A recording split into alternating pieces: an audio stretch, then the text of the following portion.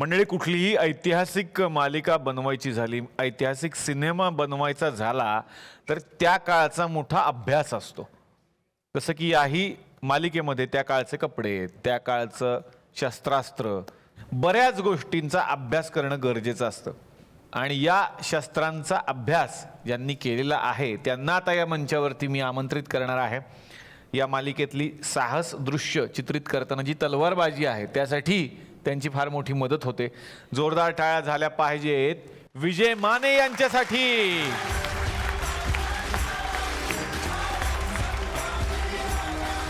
विजयजी नमस्कार.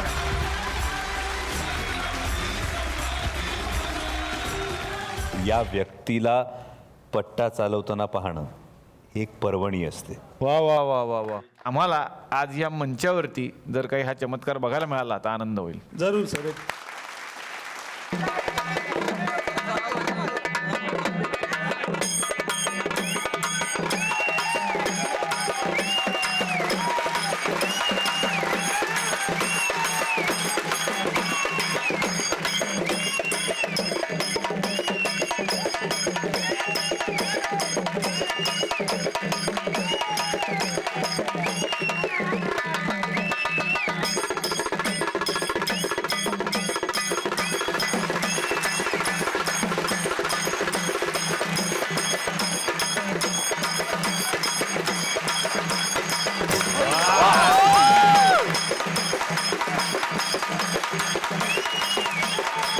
क्या बात आहे. बाप रे बाप. खरंच अप्रतिम. हे बघायला मिळणं म्हणजे आम्हाला कळत पण नव्हतं तो कुठून चाललाय. आणि इतक्यात त्यांनी तो बटाटा कापून पण टाकला, त्याचे 2 तुकडे केलेत. आणि इतकी चपळाई पाहिजे ह्या सगळ्यामध्ये.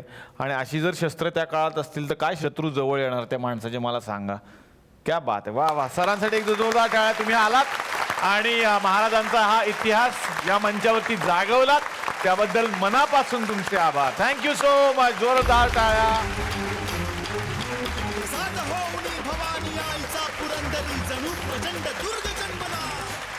यानंतर येणार आहे अनिल गवस सरांकडे. व्यक्तिरेखेबद्दल सांगायचं झालं तर हा प्रवास सुरू झाला स्वर्गीय मोहन शेठपासून. मोहन तोंडवळकरांचं इथे नाव घेणं फार गरजेचं आहे. 2006 साली त्यांनी माझ्या हातात एक शंभूराजीचं स्क्रिप्ट ठेवलं आणि सांगितलं तू डिरेक्ट करायचं आहे. आणि त्या प्रवासात मला 150 लोकांच्या ऑडिशनमध्ये सापडलेला संभाजी आज एवढा मोठा झालेला बघतोय मी. एक मला त्याच्याबद्दल फार अभिमान वाटतो. इतका सुंदर अभिनेता ज्याला नुसतं द्यायची खोटी की तो ते उचलतो, असा मला पहिल्यांदा असा एक अभिनेता मिळाला आणि त्याने मला नाव मोठं केलं असं मी म्हणेन. वा वा वा वा वा वा. या टीममध्ये आणखीन एक व्यक्ती समोर बसलेली आहे, त्यांच्याशी आता मला बोलायचं आहे. कारण हवा येऊ देशी त्यांची एक चांगली आठवण जुडलेली आहे. जोईताजी ही व्यक्तिरेखा साकारणारे गणेश लोणारे यांच्याकडे आता मी येणार आहे. एक वेगळीच रिॲक्शन. त्याशे बसले साधारणपणे एवढे लोक बसले आता आपल्याकडे थोडी. जोईताजी असं एक साधारणपणे त्यांचं झालं की हा अरे बापरे. आता आपल्याला पण हवा येऊ द्या हा कार्यक्रम तुम्हाला फार आवडतो म्हणून मी तुमच्याकडे आलेलो आहे. काय सांगाल? काय झालं जेव्हा सर म्हणले तुला हे रोल करायचा आहे, तुम्हाला वाटलं 1 दिवसाचं वगैरे असेल, करून विषय संपेल. मी सचिन दादाने ड्रेस वगैरे घातला, लुक टेस्ट केली, ओके म्हणलं, सीन झाला. नंतर मी फेसबुकला फोटो वगैरे टाकले. माझे 1500 फ्रेंड्स होते. आठवड्याने मला 5000 फ्रेंड झाले. Friend request. आणि नंतर इथनं 2 दिवस ब्रेक होता म्हणून मी घरी गेलो आणि आईला कौतुक होतं. आईने नजर काढली मला त्या दिवशी. आणि नजर काढता काढता आईच्या नाकातनं आणि तोंडातनं खूप रक्त व्हायला लागलं. आणि मी हॉस्पिटलमध्ये नेलं तिला आणि तिथे सांगितलं की ती 1 तासाभरात जाईल.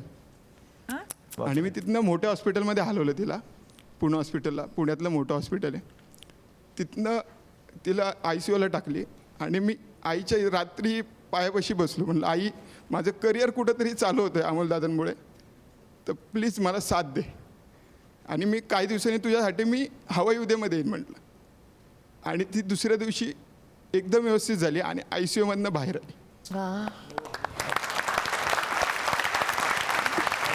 मोठी गोष्ट आहे. गणेश तुम्ही प्लीज मंचावरती या.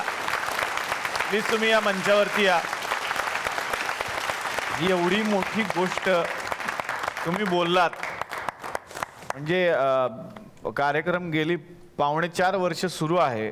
वेगवेगळ्या प्रतिक्रिया आम्हाला मिळत असतात.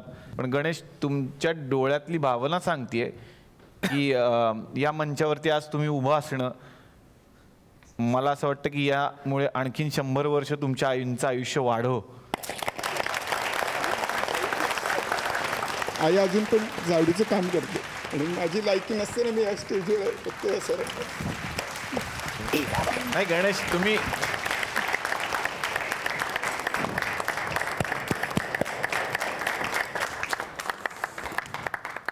माझी अशी इच्छा आहे की तुम्ही या मंचावरती प्लीज एकदा त्यांना आणा आणि मी जिथे बसतो तिथे मला त्यांना बसवायला आवडेल एकदा आणि त्यांचा मला सन्मान करायला आवडेल. कारण हा तुम्ही सांगितलेला जो प्रसंग आहे तो खरंच अंगावर काटा आणणार आहे. माझ्या आयुष्यातली सगळ्यात मोठी पावती असेल मला मिळालेली आणि आमच्या सगळ्या टीमला मिळालेली. पण मला वाटतं की हे जर घडत असेल तर मी ती डॉक्टरकी सोडून ही करतोय, त्यात मला आनंद आहे. वाह वा वा. थँक्यू गणेशजी. आणि एकदा मला तुम्हाला कडकडून मिठी मारायची आहे कारण तुम्ही या मंचावरती आलात. हा मंच खूप मोठा झाला आहे आज माहिती आहे. थँक्यू. जोरदार टाळ्या.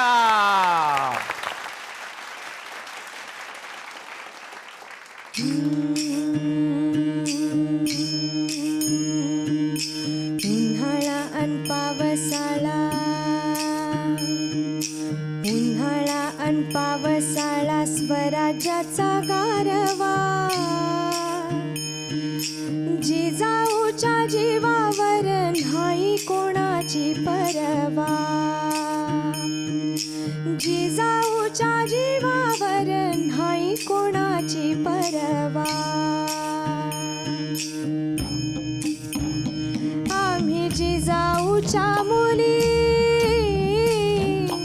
आम्ही जिजाऊच्या मुली, जशा तलवारीच्या आण्या,